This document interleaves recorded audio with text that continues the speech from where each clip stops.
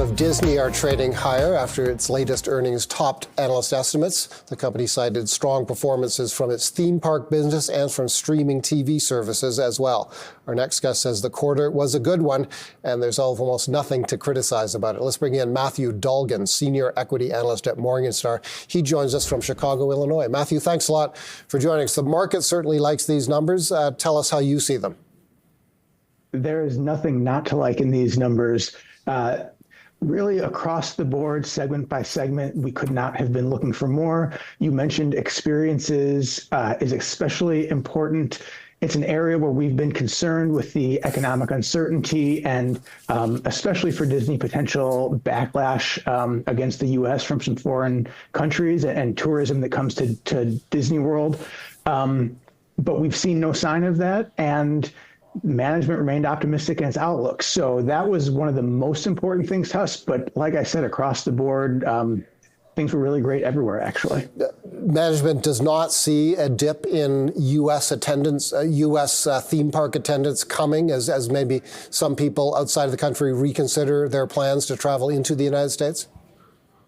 It has not seen that. It hasn't seen a dip in bookings. It said that it has seen, I guess, a very slight dip in some foreign tourism, but it said it's been more than offset by domestic tourism. So it emphasized that if there was any impact from fewer foreign travelers, it has been slight, and it had an opportunity, did not take away any expectations for the second half. The streaming services are Disney Plus and Hulu. They did well as well. That's interesting because Netflix gets a lot of attention, and a lot of people regard Netflix as almost an unassailable participant in the streaming world. But Disney is able to make progress, correct?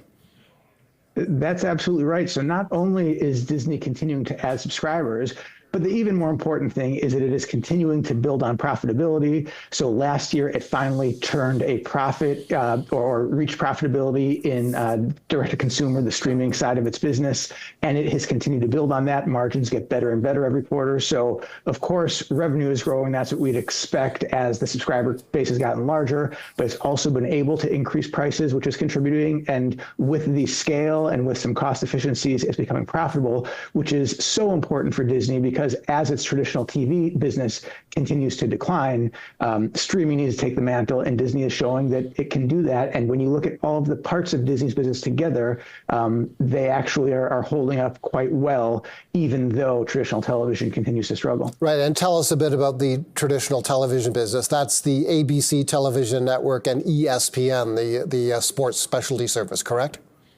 That's right. And there are also some other cable networks. There's some cable networks that Disney bought from Fox, things like FX. Disney actually reports sports and those other entertainment television networks separately. Sports continues to hold up better than we have expected. This quarter was a little bit atypical. It wasn't very comparable. There were more college football games due to the college football playoff. There was an extra NFL game.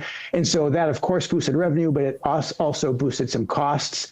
So we didn't get necessarily a great read in sports, but ESPN is holding up well. The company said advertising on ESPN linear television is holding up well, which is important because there are fewer viewers.